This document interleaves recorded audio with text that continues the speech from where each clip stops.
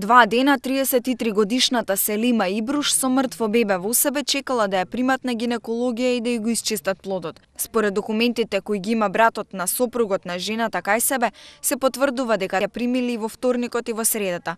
Во средата била во 10 часот, но поради гужва и рекле да се врати наредниот ден. Сепак вечерта повторно ја однеле во клиника во безсознание каде што ја дале потребната нега. Бремена беше во 4-ти месец и доби крварење, уторникот ја носеме и ни ја врати назад.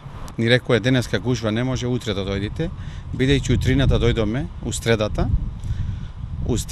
од 8 сатот до 3,5 сатот чекаме таму, бидејќи гужва голема, не можете да завршиме работа, па да дојдете утре.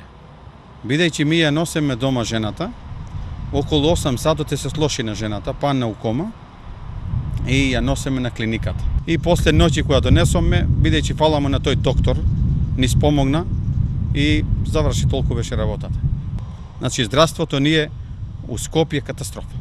Директорот на гинекологија Саша Јовчевски вели дека со самото тоа што историјата на пациентката е кај неа, а не во болница, е кривично дело и дека ќе преземе мерки да го пријави случајот.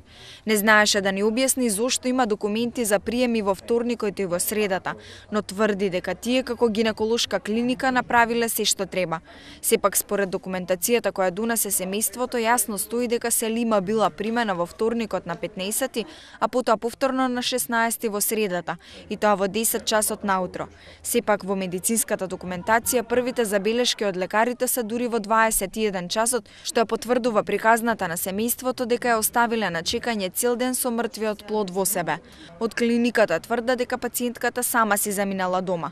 Но на болничките документи стои јасно дека, цитираме, пациентот може да одбие интервенција освен во случаите кога нејзиното непреземање или одлагање би го загрозиле животот и здравјето на пациентот, а тоа може да го направи пациентот само со изјава потпишана дека не сака да прими нега.